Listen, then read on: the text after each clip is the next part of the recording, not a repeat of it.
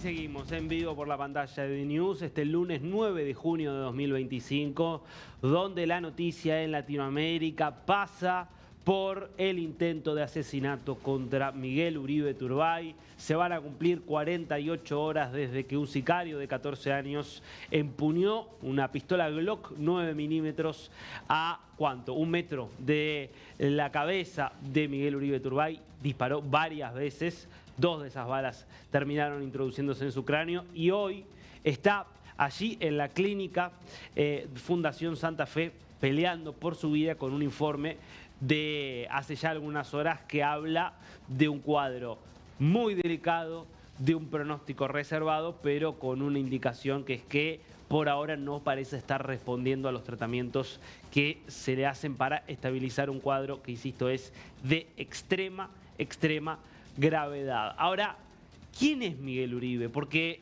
me parece que lo que le da dimensión a la gravedad del hecho, con todas las irregularidades que hemos visto justamente y que estamos tratando de reconstruir aquí por la pantalla de News, es el tenor del personaje que en este caso es asesinado. Un personaje que nos permite tranquilamente, y ahora vamos a estar recordando otros asesinatos políticos o intentos de asesinatos políticos en Colombia, emparentarlo con lo que pasaba en 1989 con Luis Carlos Galán, el papá del actual alcalde de Bogotá, que era candidato a presidente por el Nuevo Liberalismo, que era un número puesto con una plataforma política de denuncia del narcotráfico y que termina siendo asesinado por el narcotráfico, no muy lejos, fue en Soacha, allí en las afueras de Bogotá. Pero ¿quién es Miguel Uribe? Claramente una estrella en ascenso en la política colombiana.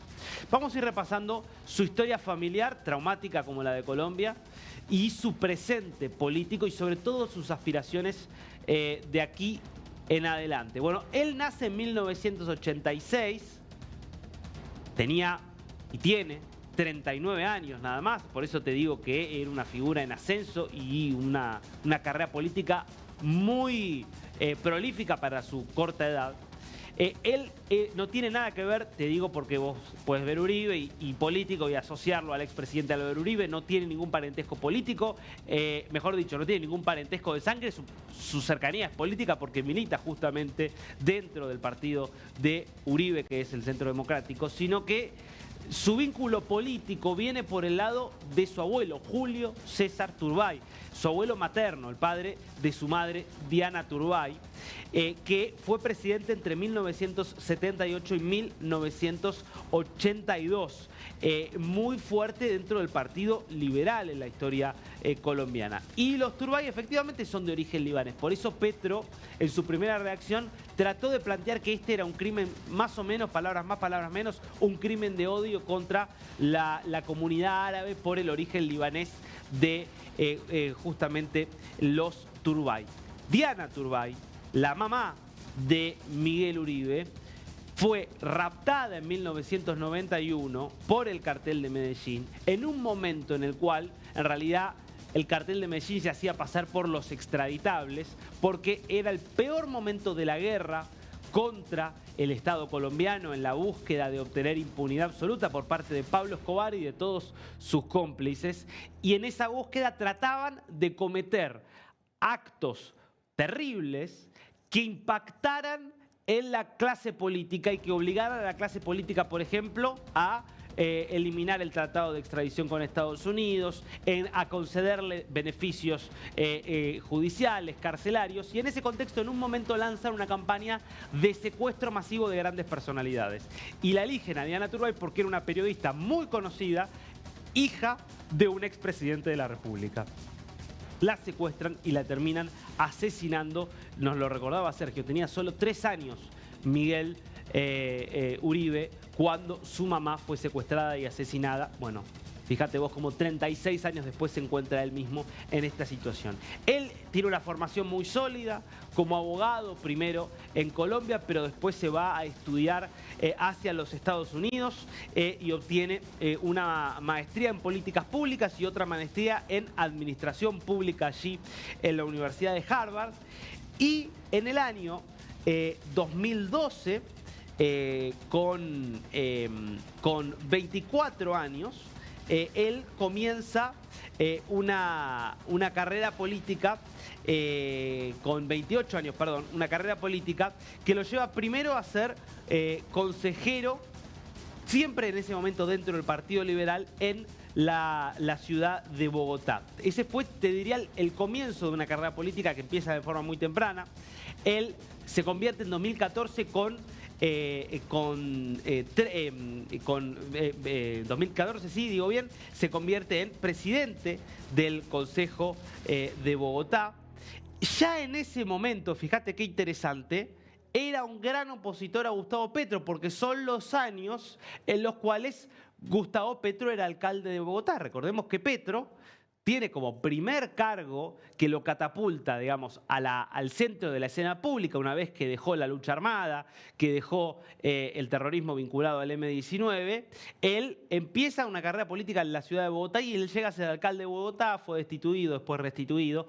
En ese momento, bueno, Miguel Uribe como consejero estaba en la vereda de enfrente haciendo oposición a Uribe. ¿Cómo sigue? Bueno, él se convierte en el año 2016, con 30 años nada más, en secretario de gobierno de la ciudad de Bogotá bajo la alcaldía de Enrique Peñalosa. Y se convierte en ese momento en el más joven de la historia en obtener este cargo de secretario de gobierno. Fue muy importante en esa primera parte del gobierno de Peñalosa, y él renuncia en 2019 para presentarse a la alcaldía de Bogotá. Él queda cuarto en esas elecciones, que termina ganando Claudia López, pero es una plataforma que le permitió ir ganando, te diría, cada vez mayor ascendencia en la vida pública bogotana, pero que también lo empieza a propulsar obviamente a la política nacional. Insisto, el antecedente es el propio Petro, y obviamente ser alcalde de una ciudad como Bogotá te convierte en una figura política nacional. Él no llegó a ser alcalde, pero sí fue secretario de gobierno, compitió fuertemente, y en 2022 él se presenta ya militando en las filas del Centro Democrático, es decir, del uribismo. En 2022 él se presenta para ser senador nacional. En ese sentido también un recorrido parecido al de Petro. Bueno, Petro en realidad fue alcalde, después senador. Y él, en Colombia hay un sistema de listas cerradas y listas abiertas. Por el sistema de lista abierta, que permite votar por un nombre propio dentro de una lista, Uribe se convierte en el más votado de toda Colombia en el año 2022, encabezando justamente la lista del Centro Democrático, lo cual impulsó aún más su carrera política. Bueno, es desde ese lugar que justamente se convierte en uno de los grandes detractores a nivel nacional de la presidencia de Gustavo Petro, que denuncia muchas de sus irregularidades, que denuncia el abandono en materia de seguridad y de orden público, que cuestiona muchas de estas políticas, y desde allí, el año pasado, él anuncia sus intenciones de ser candidato a presidente por el Centro Democrático, lo cual lanza su precandidatura. Por supuesto, falta un año para las elecciones, pero está claro que el calendario electoral se adelantó en Colombia. Antes de este atentado, el gobierno de Gustavo Petro decidió politizar justamente y de alguna forma adelantar el calendario electoral, y la idea de forzar una consulta popular está claramente vinculada a adelantar la campaña electoral, porque siente que ya hay que vivir en esa situación. Y Uribe era uno de los contendientes que aparecían más competitivos. Por supuesto, tenía que primero ganar su interna dentro del Centro Democrático, y eventualmente después habría que ver cómo llegaba a las elecciones, pero era de esos nombres que sonaban y llegaban con más fuerza, hasta que justamente este sábado un sicario de 14 años trató de asesinarlo y le disparó.